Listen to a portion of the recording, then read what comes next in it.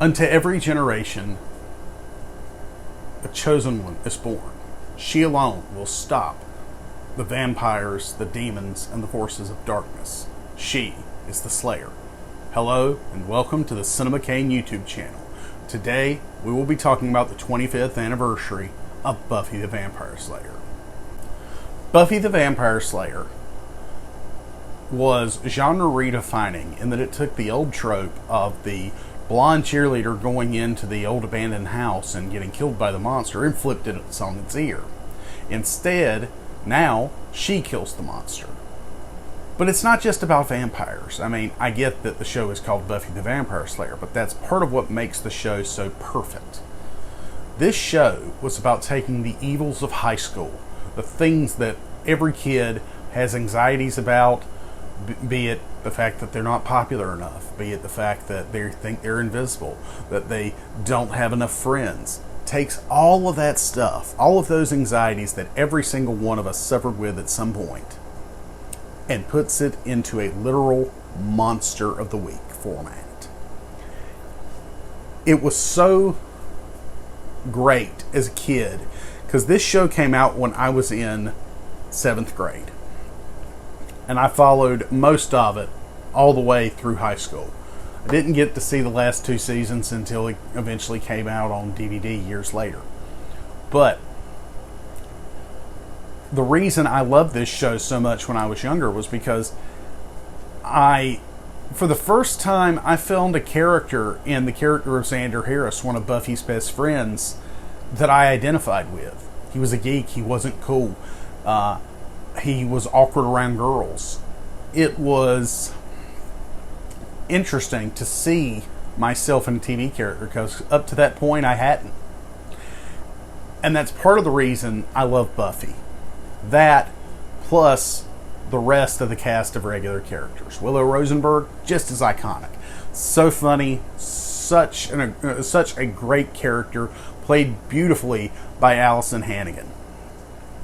Allison Hannigan, of course, would go on and do How I Met Your Mother. She was in the American Pie movies, but to me, she'll always be Willow Rosenberg, because as funny as Lily on How I Met Your Mother is, or Michelle in the American Pie movies are, Willow Rosenberg was a person that I felt like I knew, just like I felt like I knew Xander.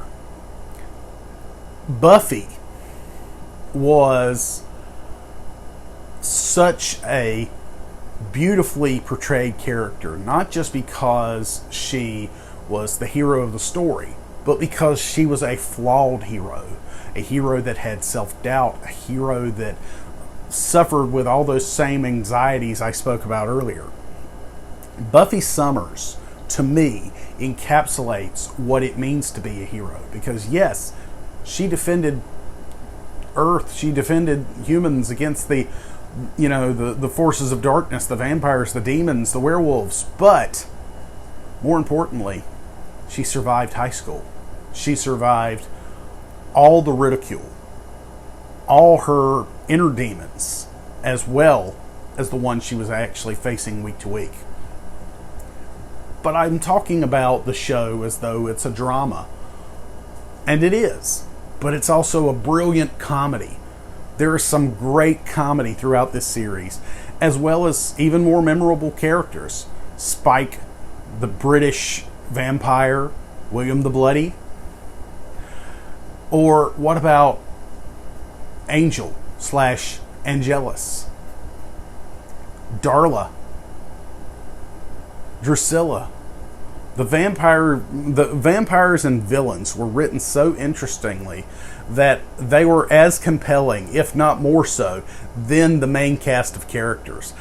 And it was so refreshing at a time when a young person like myself was watching TV, and I didn't feel like I was being talked down to when I watched Buffy the Vampire Slayer, because that show was like, hey, we're making this show for young people.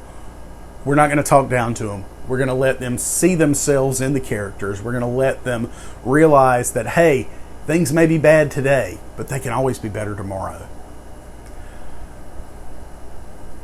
As much as I love Buffy, and I do, And I think that that's evident in how I'm talking.